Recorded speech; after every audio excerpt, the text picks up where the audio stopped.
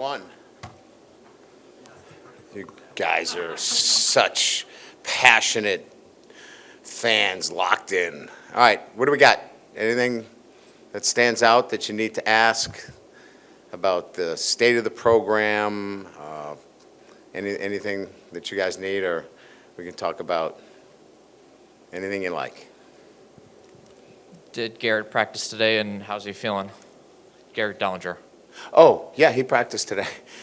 The Garrett Dellinger watch is on.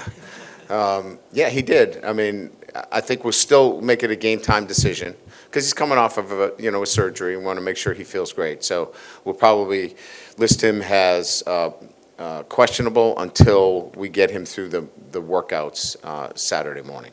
And what sort of things do you do in practice to sort of get a guy like Chris up to speed with, I guess, game speed? Is it just playing more games, or say that again? With a guy like Chris Hilton, how do you sort of get him up to, I guess, game speed? Since there's obviously been some rust with him. Like, how do you do that through practice if you can? Yeah, so we have some burst periods, what we call burst, where you got to catch it and run 25 yards after the catch. So we're really working on that throughout the week, so they have game speed, and we track everything with GPS. So, for example, if players are not in what to be 90% of their max velocity, because we know their max velocity, we know what they can run, 21, 22, 20, whatever it is. If they're not hitting close to 90% of their max velocity during practice, that's a problem.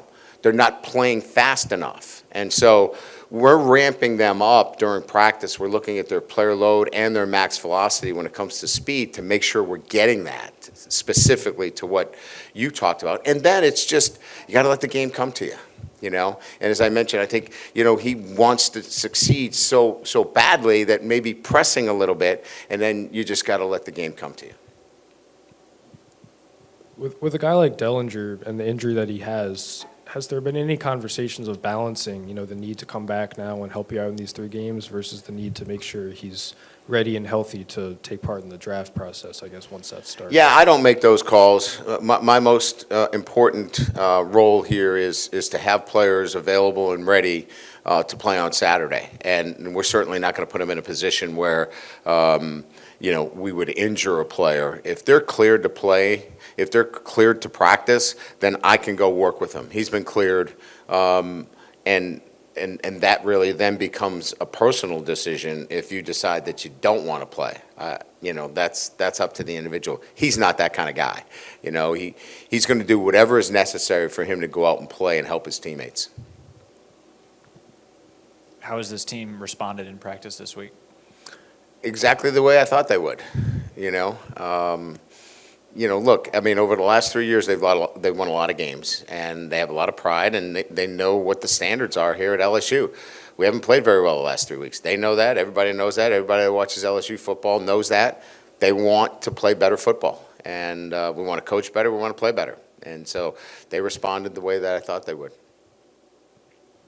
What are some things a young guy like Caleb Jackson is working through in his second year? Just maybe some of the things that you've seen from him. I know it hasn't always led to the most productive performances this year, but just what are some of the things he's working on and to try to get his game up to where you guys need it to be?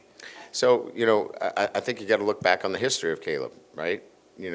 Played at Liberty Magnet, didn't play much football. It was actually a soccer player. Played very little high school football, and then he came in here and his freshman year, true freshman year, ran a couple of guys over, and everybody thought he was going to win the Heisman. And so, he's in a developmental phase. And so the more reps that he gets, the more things that he sees, the more kind of intuitiveness kind of begins to build in so he can break off of things and really do completely all the things that a back needs to do. That's the process he's in. He's still learning. And again, I love his attitude. I love the way he approaches it every day, because he could be a guy that's sulking and saying, I should be getting more carries. Does he want more carries? Absolutely. Every receiver, every running back I've ever coached, they want the ball more. But he does it the right way and goes to work every day the right way. Caden Durham's obviously been probably your most productive back this season, but is the next step for him just trying to get a little bit more downhill as a runner? Because he already has the side-to-side stuff down. There's development there too, Koki, absolutely. But I don't know that enough people have talked about the kind of injury that he's had, that he's played through. Dislocation of two toes, playing with a steel plank in his shoe, would limit anybody, right? Especially a running back, and he's fought through that. I think what's more remarkable as a freshman, his ability to go and play with that kind of injury and still give us everything he has. In terms of the development, absolutely, that's the next stage, right, in his development. But we've thrown him right into the fire, if you will, right away, and then he gets injured, and he still has got a long way, but love the way he's competed.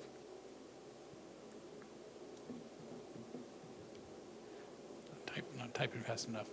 I believe, Greg, I think pretty close to what you said before the season was, for y'all to have a successful season, you're gonna have to win a lot of close games. That's right. Had a lot of close games. So, Yes, sir. And aside from the Alabama game, the other losses Yeah, we had a chance to win three of them three. late in the third, and then we had to come back and two to win. Right. So right. And you had the two comeback wins against South Carolina and all that. So are you entirely shocked to find yourself in this position right now because No. you knew there were a lot of games that could No, go either way? listen, every football coach better know his team and what the most important elements are is that we needed to win close games, as you mentioned, and we needed to be really good down the stretch, and we haven't been good enough, in especially the close games that we've lost, and take Alabama out of the mix. So the edge here, the fine edge here is that,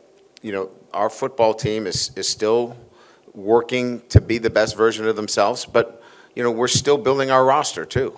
And so, look, I understand that everybody's angst and everybody's, want and desire to win every football game we play, but we're building the roster and we're building the program at the same time. And what we needed to do is win some close games this year. And we've won a couple and we've lost three, and we need to finish these last two.